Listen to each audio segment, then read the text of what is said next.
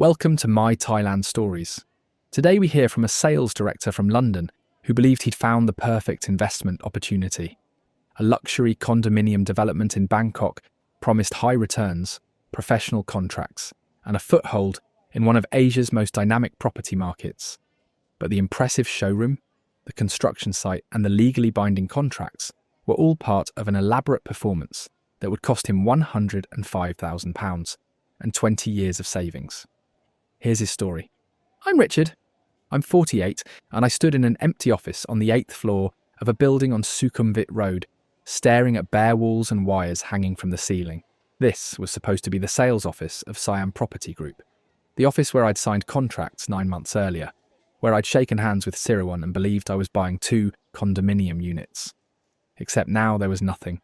No furniture, no logo on the door, no sign anyone had ever been here, and £105,000 of my money was somewhere in Thailand with people who probably weren't even called Sirawan or David.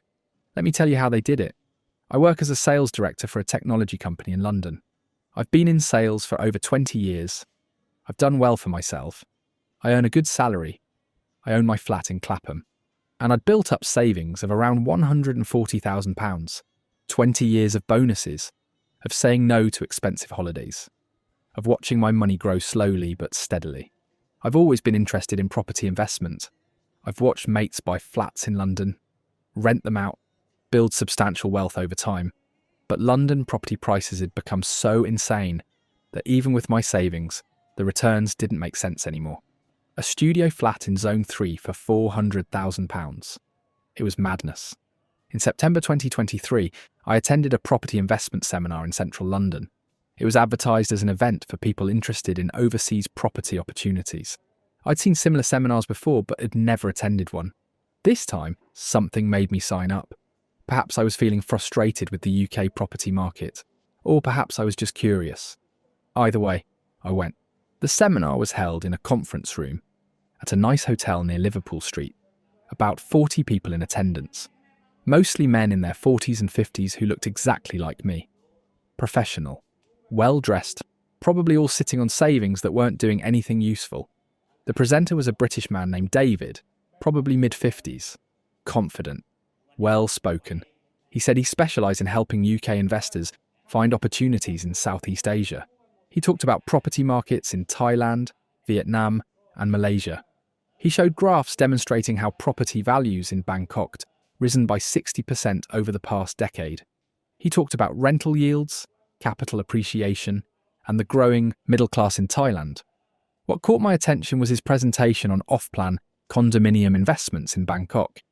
He explained that developers would sell units before construction was complete, often at a discount of 20 to 30% below the finished market value. Investors could reserve units with relatively small deposits, make staged payments during construction, and then either sell the unit upon completion for a profit or rent it out for ongoing income. He said some of his clients had made returns of 40 to 50% within 2 years. 40 to 50%. My savings account was giving me 1%. He showed photos of completed developments in Bangkok. Modern glass towers with swimming pools, gyms, stunning views of the city skyline. He said foreigners were legally allowed to own condominium units in Thailand, as long as foreign ownership in the building didn't exceed 49%. He made it sound straightforward, legitimate, highly profitable. At the end of the seminar, David offered one-on-one consultations for anyone interested in learning more. I signed up immediately. We met a week later at a coffee shop in Canary Wharf. David brought a folder full of brochures and information about various developments. He asked about my financial situation, my investment goals, my risk tolerance. I told him I had around £140,000 available to invest. I was looking for something that could generate either significant capital growth or reliable rental income. David said he had the perfect opportunity for me. A new development called Sukhumvit Residence, located on Sukhumvit Road in central Bangkok. He said it was being built by an established Thai developer and construction was already underway. The building would have 35 floors, 280 units ranging from studios to 3-bedroom apartments. The location was excellent, he said, close to BTS stations, shopping centres, international schools. He said units were selling quickly. There were only a limited number available to foreign investors. He showed me the brochure, It was professionally designed, glossy, expensive looking. Photos of the architectural renderings, floor plans, artist impressions of the finished interiors. The prices seemed reasonable compared to London. A one-bedroom unit was listed at 4.5 million baht, roughly £105,000. A two-bedroom unit was 7.8 million baht, around £180,000. David said if I reserved units now, I could lock in the current prices. He said once construction was further along, prices would increase by at least 20%, maybe more. He explained the payment structure. I'd need to pay a reservation fee of 10% to secure the unit. Then, over the next 18 months during construction, I'd make staged payments totaling another 40%. The remaining 50% would be due upon completion, which could be financed through a Thai bank mortgage if I wanted. He said many investors sold their units before completion, so they never had to pay the final 50%. They just pocketed the capital gain and walked away with pure profit. I asked David how I could verify that this development was legitimate. He said I could visit Bangkok myself and see the construction site. He also said I could hire an independent lawyer in Thailand to review the contracts. He gave me the contact details for a law firm in Bangkok that specialised in property transactions for foreign buyers.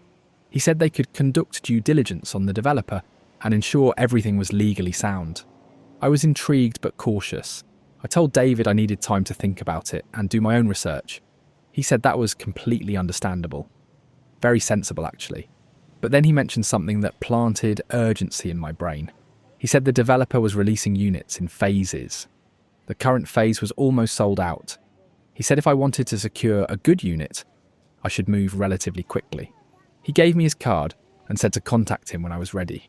Over the next 2 weeks, I researched the Bangkok property market extensively. I read articles about foreign property ownership in Thailand. I looked at property websites showing condominiums for sale in Bangkok. Everything seemed to support what David had told me.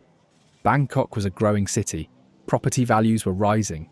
Strong demand from both locals and expats. The numbers made sense. The opportunity looked real. I contacted the law firm David had recommended. I spoke with a lawyer named James, a British expat who said he'd been living in Bangkok for 15 years. He sounded professional, knowledgeable, trustworthy. He said his firm handled property transactions for foreign clients regularly. He said buying off plan in Bangkok could be a good investment, but it was important to verify the developer's track record and ensure all contracts were properly drafted. He offered to conduct due diligence on Sukhumvit residents for a fee of £1,200. I agreed and transferred the money. A week later, James sent me a detailed report. He said he'd verified that the developer, a company called Siam Property Group, was registered with the Thai authorities. He said they'd completed 3 previous developments in Bangkok, all delivered on time. He said the land where Sukhumvit residence was being built was properly titled. The construction permits were in order. He said based on his review, the project appeared legitimate. He recommended that if I decided to proceed, I should ensure all payments were made to the developer's official company account, that I should receive proper receipts and documentation for everything. That gave me the confidence I needed. I contacted David and told him I was ready to move forward. I said I wanted to reserve 2 one-bedroom units. David seemed pleased. He said buying 2 units was a smart strategy because it'd diversify my holdings within the development. He said the total cost for 2 units would be 9 million baht, roughly £210,000. But I'd only need to pay the reservation fees now, 10% of that amount. That worked out to 900,000 baht, about £21,000. David said the next step was for me to travel to Bangkok to visit the sales office, sign the contracts and make the payment. He said the developer required buyers to sign the contracts in person at their Bangkok office. He said this was standard practice to prevent fraud and ensure that buyers fully understood what they were purchasing. The irony of that statement still makes me sick. I booked a flight to Bangkok for late October 2023. I arranged to take a week off work. I was excited but also nervous. This was the biggest investment I'd ever made. I landed in Bangkok on a Tuesday evening. The city was hot, humid, buzzing with energy. I'd been to Bangkok once before, about 10 years earlier, for a short holiday. I remembered liking it, but I hadn't paid much attention to the property market back then. I checked into my hotel near Sukhumvit Road. David had arranged for me to meet with the developer's sales team the following afternoon. That gave me time to visit the construction site myself. The next morning, I took a taxi to the address listed on the brochure. It was on Sukhumvit Soi 39, a side street off the main Sukhumvit road. When I arrived, I saw a large construction site surrounded by metal fencing. There were workers on site, cranes moving materials, concrete pillars rising from the ground. It looked like a real construction project. That reassured me completely. I walked around the perimeter of the site, taking photos on my phone. There was a large professional-looking sign at the entrance displaying the project name, Sukhumvit Residence, along with an artist's rendering of the finished building. The sign also listed the developer's name, Siam Property Group. Everything matched what I'd been told. Everything looked legitimate. I felt confident that this was real. That afternoon, I took a taxi to the sales office. The address was in a modern office building on Sukhumvit Road, about 15 minutes from the construction site. I took the elevator to the 8th floor and found the office. The entrance had the Siam Property Group logo on the glass door. Expensive looking. Professional. I walked in and was greeted by a receptionist, a young Thai woman who spoke excellent English. She asked if I had an appointment. I told her I was meeting with the sales team. She checked her computer and nodded. She asked me to take a seat and said someone would be with me shortly. The office was impressive. Modern design with polished floors, comfortable leather seating, large monitors on the walls displaying videos of the Sukhumvit Residence project. There were scale models of the building on display, showing the layout of the floors and the surrounding area. Everything looked professional and legitimate. This wasn't some dodgy operation. This was a real company. After about 10 minutes, a Thai woman in her mid-30s approached me. She was wearing a tailored business suit, hair pulled back, looking every bit the senior executive. She introduced herself as Sirawan, the senior sales director. She shook my hand firmly and welcomed me. She said David had told her about me. She was pleased to meet me in person. Her English was flawless. British accent, actually. She said she'd studied at LSE in London years ago. She led me to a private meeting room. Inside the room, there was a large table with brochures, floor plans, and documents laid out. Sirawan offered me a drink. I asked for water. She sat down across from me and began her presentation. She thanked me for my interest in Sukhumvit Residence and said it was one of their most exciting projects. She showed me updated architectural plans and explained the amenities the building would have. Rooftop pool, fitness centre, co-working spaces, 24-hour security, covered parking. She said the location was ideal for both rental income and personal use. She said expats loved this area. Young professionals, families with kids in international schools. The units would be easy to rent. She then showed me the specific units I was interested in. 2 one-bedroom units on different floors. She pulled up floor plans showing the layouts, the sizes, the views. She said both units face south, which meant they'd get good natural light without too much direct sun. She said these were premium units, among the last available in the current phase. That urgency again. I asked Siriwan about the timeline. She said construction had started 6 months ago. The project was on schedule to be completed in 18 months. The building would be ready for occupancy by mid-2025. She showed me photos of the current construction progress, which matched what I'd seen that morning at the site. The photos looked recent. Everything lined up perfectly. I asked about the payment structure. Sirawan confirmed what David had told me, 10% reservation fee today, then staged payments over the next 18 months totaling 40%, final 50% upon completion. She said all payments would be made to the company's official bank account. I'd receive official receipts for everything. She said once the contracts were signed and the reservation fee was paid, the units would be legally reserved in my name. No one else could purchase them. I asked if I could have the contracts reviewed by my lawyer before signing. Sirawan said of course. She said that was exactly what she recommended. Very professional. She gave me printed copies of the contracts. About 30 pages each, written in both Thai and English. She said I should take my time, review them carefully. If I had any questions, I should contact her. She gave me her business card with her phone number and email address. I thanked Siriwan and left the office. I went back to my hotel and immediately scanned the contracts and emailed them to James, the lawyer in Bangkok who'd done the due diligence. I asked him to review them and let me know if there were any issues. James replied the next morning.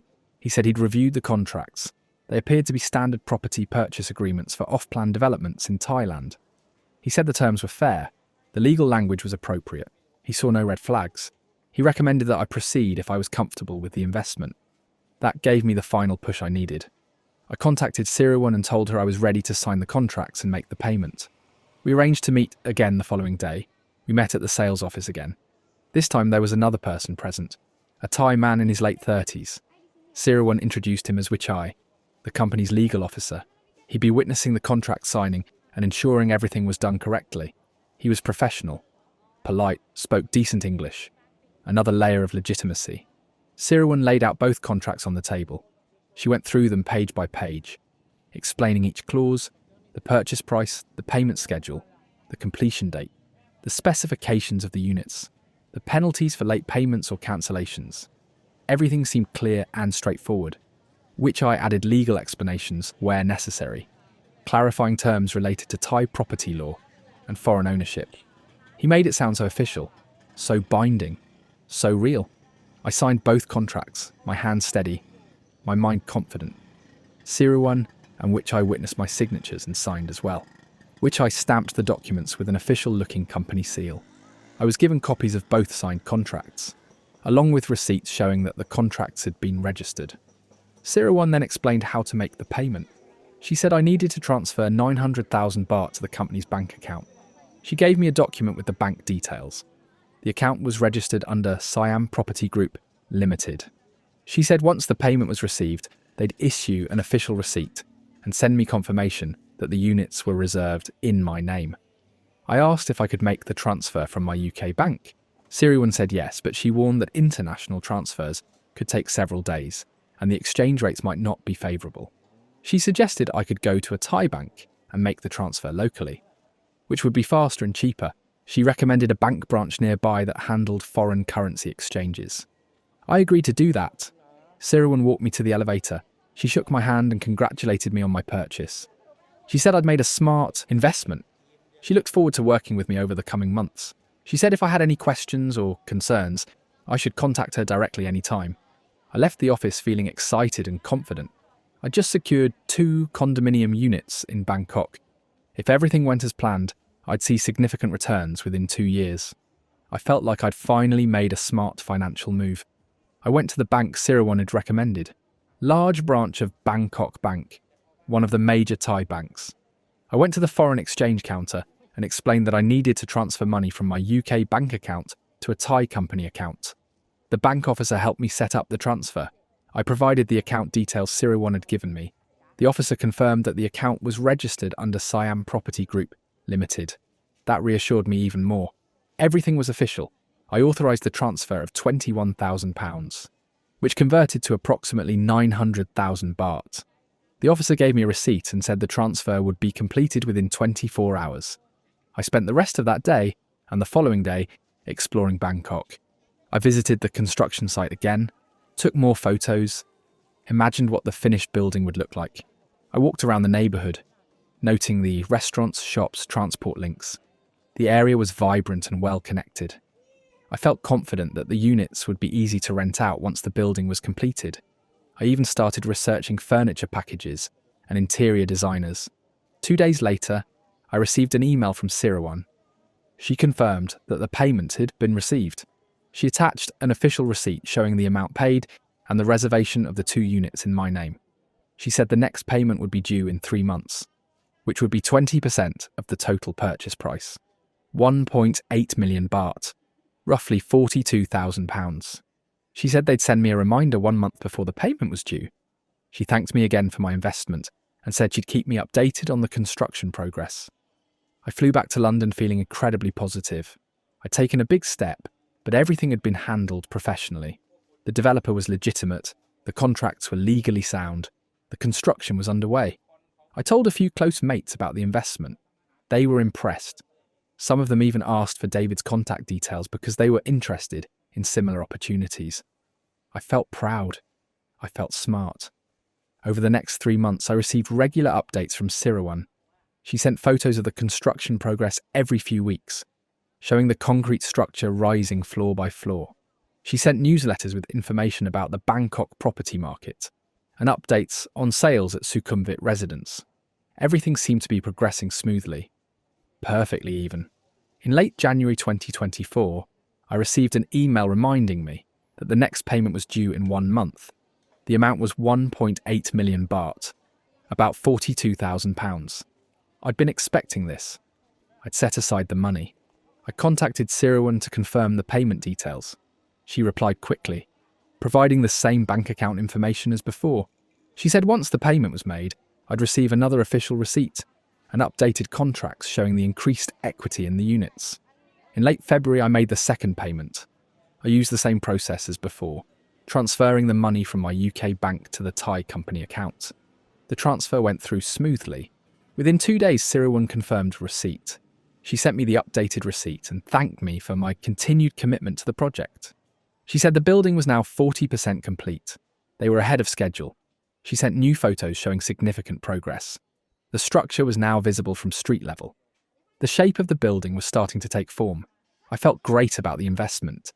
Everything was going exactly as planned, better than planned. I'd now paid a total of £63,000, 30% of the total purchase price. I had one more staged payment to make in another 3 months. Then I just need to arrange financing for the final 50% upon completion. I started researching Thai banks that offered mortgages to foreign buyers. Several banks advertised loan products for expats and foreign property investors. It all seemed feasible. In May 2024, I received another email from Siriwan. She said the third payment was due in 1 month. This would be the final staged payment before completion. The amount was 1.8 million baht again, another £42,000. She said once this payment was made, I'd have paid 50% of the total purchase price. I'd be well positioned to either sell the units before completion or arrange financing for the final payment. She said some investors were already negotiating sales at 20% above purchase price. I started calculating my potential profit constantly. I made the third payment in early June. By this point, I'd paid a total of £105,000. I had £35,000 left in my savings, which I was keeping as a reserve for other expenses and as a buffer in case anything unexpected happened. But everything continued to go smoothly. Siriwan sent the receipt and more construction photos. The building was now 65% complete. The exterior walls were going up, windows being installed. It looked impressive. It looked real. Around this time, I started planning a second trip to Bangkok. I wanted to see the progress in person and start thinking about how I'd furnish the units once they were completed. Maybe even meet some property management companies. I mentioned this to Siriwan in an email. She said that was a great idea. She said I could visit the site and even see some of the show units they were preparing on the lower floors. She said if I let her know when I was coming, she'd arrange a personal site visit. I booked a trip for late July 2024. I was excited to see how much progress had been made. I landed in Bangkok on a Saturday afternoon, checked into the same hotel I'd stayed at before. The next morning, I took a taxi to the construction site on Sukhumvit Soi 39. As the taxi turned onto the street, I felt a surge of anticipation. I was eager to see my investment taking shape. But when we arrived at the address, my heart stopped. The construction site was empty. Completely empty. There were no workers, no cranes, no activity, no building rising into the sky. The metal fencing was still there, but inside the perimeter, there was nothing but an empty lot with some concrete foundations that looked old and weathered. It looked like work had stopped months ago, maybe longer. I got out of the taxi and walked to the gate, my legs feeling weak. It was locked with a heavy chain and rust. I stared through the gaps in the fencing, trying to make sense of what I was seeing, my brain refusing to process the reality. I felt panic rising in my chest like water filling my lungs. This couldn't be right. Maybe I had the wrong address. Please let me have the wrong address. I checked the address on my phone against the address on the brochure. It was the same. This was definitely the location. But where was the building? Where were the workers? Where was my 65% complete building? I walked around the perimeter, looking for any signs of activity or explanation. There was nothing. The site was abandoned. Dead. I immediately called Siriwan. The phone rang several times. No one answered. I tried again. Same result. I sent her a text message saying I was at the construction site and needed to speak with her urgently. No response. I tried calling the sales office number that was listed on the brochure. The number was disconnected. A recorded message in Thai. I felt sick. Physically sick. I took a taxi to the office building where the sales office had been located. I went up to the 8th floor. The office was gone. The space was completely empty. Only bare walls and wires hanging from the ceiling, like dead snakes. The Siam Property Group logo that had been on the glass door was gone. There was no sign that anyone had ever been there. I asked the building security guard what had happened to the office. He said in broken English that the tenants had left about 2 months ago. He didn't know where they'd gone. Just gone. I went back to my hotel room, barely able to breathe. I pulled out my laptop and started searching for information about Siam Property Group. I searched for their website. The website was no longer online. Dead link. I searched for news articles about Sukhumvit residents. Nothing. Not a single mention. I searched for the company registration that James had verified. I couldn't find anything. The registration number led nowhere. I tried calling James, the lawyer who'd done the due diligence. His phone number was also disconnected. I realised with absolute horror that I'd been scammed. Everything had been fake. The sales office, the contracts, the construction site, the progress photos. It had all been an elaborate setup. Siriwan, Wichai, David, and James. They were all part of it. They'd created an entire fake property development, complete with professional brochures, legal documents, rented office space, staged construction photos. They'd taken £105,000 from me, and they disappeared like smoke. I went to the nearest police station. I tried to explain what had happened, but the language barrier made it difficult. The officer I spoke to didn't seem to understand the complexity of the situation. He took down some basic information and gave me a report number, but he didn't seem optimistic about recovering the money. He kept shrugging. He suggested I contact the British Embassy. I went to the British Embassy the next day, explained the situation to a consular officer. She was sympathetic but brutally honest. She said scams like this were increasingly common in Bangkok, particularly targeting foreign property investors. She said the scammers were often sophisticated, using fake companies, fake lawyers, fake documentation to appear legitimate. She said the chances of recovering the money were very low. Almost zero. The scammers likely moved the funds out of Thailand immediately. They were probably operating under false identities. She gave me information about Thai lawyers who specialised in fraud cases, but she warned me that pursuing legal action would be expensive and time-consuming. No guarantee of success. She'd clearly given this speech before. I spent the next few days in Bangkok trying to find any trace of Siriwan, Wichai, or the company. I went back to the bank where I'd made the transfers. The bank confirmed that the account I'd transferred money to was registered under Siam Property Group Limited. But the account had been closed 2 months ago.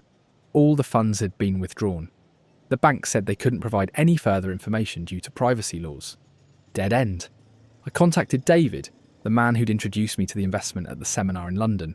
His phone number was disconnected. His email address bounced back. I searched for him online and found nothing. He'd vanished just like the others. I realised that the entire operation, from the seminar in London to the sales office in Bangkok, had been carefully orchestrated. They'd targeted people like me, professionals with savings, looking for investment opportunities, willing to trust what appeared to be legitimate. I flew back to London, devastated. I'd lost £105,000, nearly all of my savings, money I'd worked 20 years to accumulate, every bonus, every pay rise, every bit of overtime. Gone. I felt stupid, ashamed, angry. I'd done everything I thought I was supposed to do. I'd hired a lawyer to do due diligence. I'd visited the site in person. I'd signed contracts and received official receipts. But it had all been fake. Every single piece of it. I reported the fraud to Action Fraud in the UK. They took my statement and gave me a crime reference number. But they said that because the crime occurred in Thailand, there was little they could do. They suggested I work with Thai authorities. But as I'd already discovered, that was nearly impossible.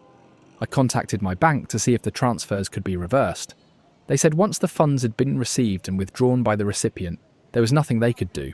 Nothing. Zero. Gone. Over the following months, I tried everything I could think of to recover the money. I hired a Thai lawyer who specialised in fraud cases. He charged me £3,000 up front and spent 2 months investigating. He eventually told me that the company registration I'd been shown was fake. The construction site had never been associated with any legitimate development. The people I'd dealt with were likely using false identities. He said pursuing the case further would cost tens of thousands of pounds with almost no chance of success. I gave up. The financial loss was devastating. But the psychological impact was worse. I'd always considered myself intelligent and careful. I worked in sales, for crying out loud. I understood how persuasion and manipulation worked. I taught people these techniques, but I'd been completely taken in. The scammers had exploited my desire for financial security and my trust in professional-looking documentation. They'd created an illusion so convincing that even a lawyer had been fooled. Or the lawyer was part of it. I'll never know. I had to rebuild my life from almost nothing. I still had my job and my flat, but my savings were gone. I could no longer afford to retire early as I'd planned. I couldn't afford to take risks or make investments. I felt like I'd been set back 20 years financially. The shame and embarrassment were overwhelming. I told very few people what had happened because I didn't want to be judged as foolish or naive, because that's exactly how I felt. It's been several months now. I'm slowly starting to recover emotionally. I've accepted that the money's gone and I'll never get it back. I've learned an expensive lesson about trust, about verification, about the lengths that criminals will go to in order to steal from innocent people. £105,000. That's what it cost me to learn that the sophisticated woman who showed me floor plans and construction photos and spoke with a British accent was a professional con artist who'd done this before and would probably do it again. That's my story. I handed over my entire life savings to a woman who staged the perfect property development. I hope sharing this prevents someone else from doing the same. Thanks for sharing, Richard. The fake property development scam is one of the most sophisticated cons in Bangkok because everything looks real until it isn't. Richard lost everything to a woman who knew exactly how to make a successful sales director believe he'd finally found the perfect investment. This is my Thailand stories. See you in the next one.